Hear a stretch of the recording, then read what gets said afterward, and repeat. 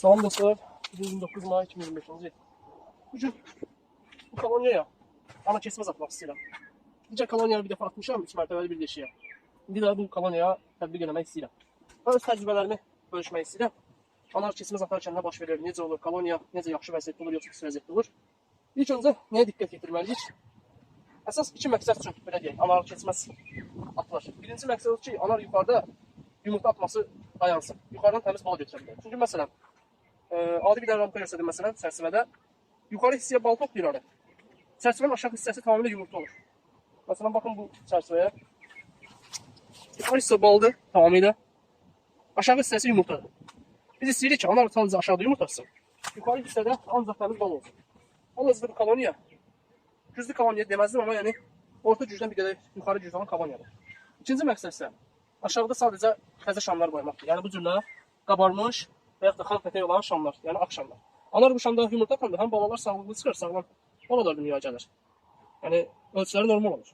Həmçinin qışlamaya gedəndə rahat olur. Yəni qara pətəyə görə daha çox düşür. İndi bizim eləyəcəyimiz nədir burada? Aşağıdakı bütün qara pətəkləri çıxardırıq yuxarı, korpusa, aşağı ancaq buyuruq ağ pətəklər və ana keçməzi atılır üstünə.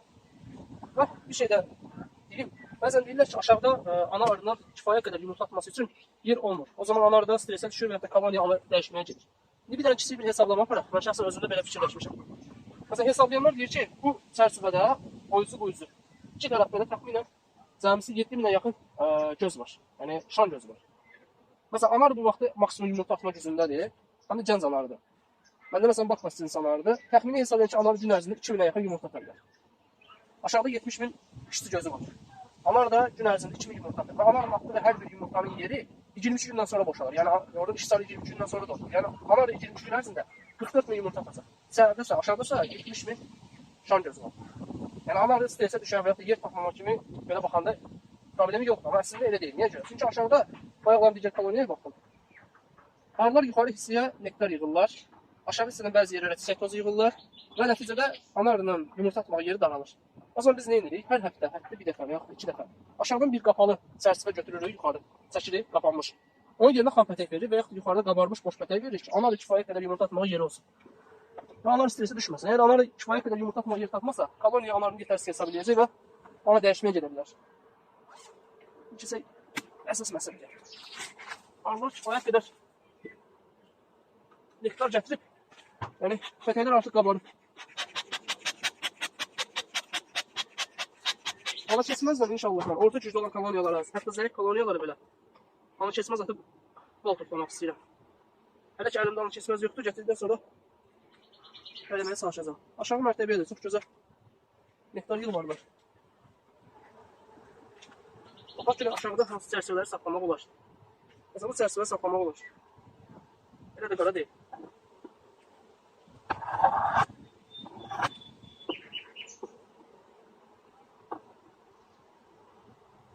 Bu çərçivə götürməliyik artıq qaralıb.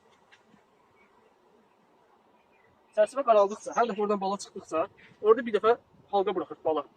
Və get-gedə pətəyin rəngi qaralır və gözlər kiçilməyə başlayır. Gözlər kiçildikdə də oradan çıxan balalar da kiçik olmağa başlayır.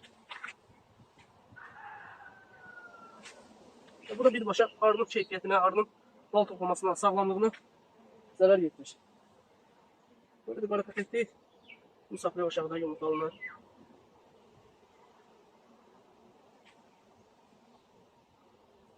Bunu götürəcəm.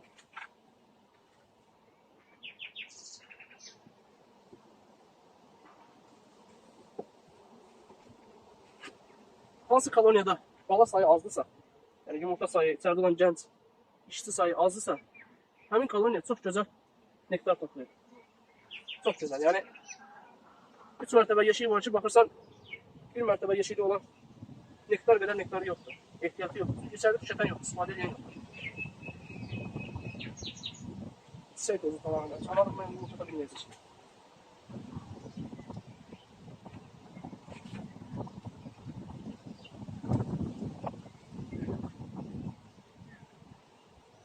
Bir də baş çərçivə saxlayacağım aşağıda. Bu başlayaq aşağı təzə çərçivələri yerləşdirməyə.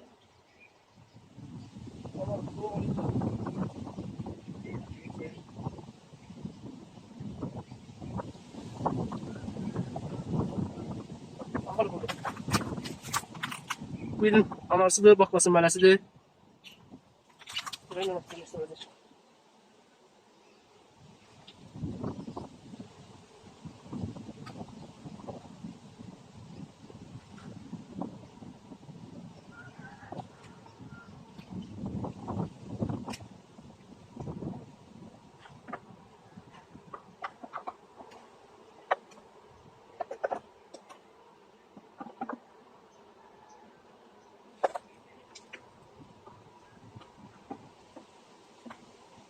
Şəkildə yığdıq. 3-cü mərtəbəyə yığacağımız anlar. Çalışmalı yumurtalı çərçivə olmasın. Yumurtalı çərçivələri 2-ci mərtəbəyə yığacaq. Çünki ana tam şəkildə 3-cü mərtəbəyə. Burada yumurta var. Bəlkə bu yaxlı. Birazdan dəyişərik. Burada yumurta var. Həmçə çox gözəl nektar var. Ana kesməzi qoyduq səndə. Bəzi ana kesməz standartına uyğun olmur. Yəni çərçivənin bu hissəsinin ölçüsünə görə uyğun olmur. Amma korpusu qoyub bir qədər düzələdikdə əyilir. Yəni korpusun üzərinin formasını alır.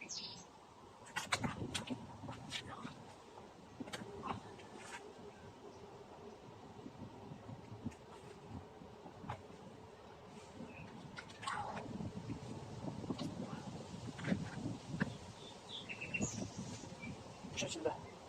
Tamamilə yoxdur. İndi edəcəyimiz nədir? Yumurtalı çərçivələri mərkəzə qoymaq. Məsələn, burada yumurta yox. Bunu götürürük.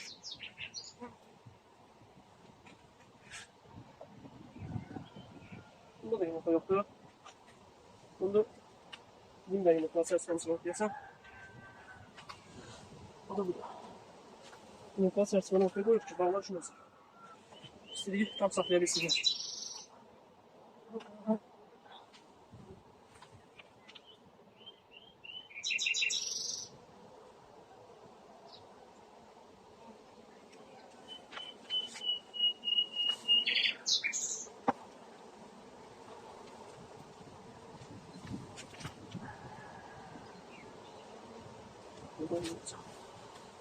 Arılar bəzən çərçivəni o qədər şişirdirlər ki, yanına digər çərçivə qoymaq olmur.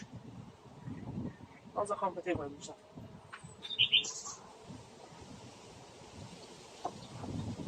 Bu şəkildə.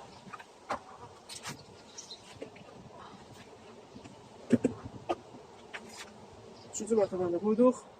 Və sağ.